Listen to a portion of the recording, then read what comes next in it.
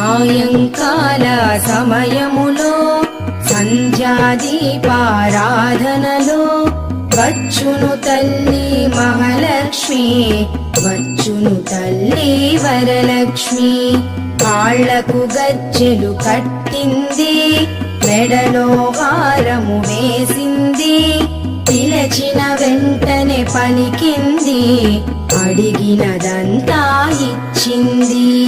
సాయంకాల సమయములో సంధ్యాదీపారాధనలో వచ్చును తల్లి మహాలక్ష్మి, వచ్చును తల్లి వరలక్ష్మి.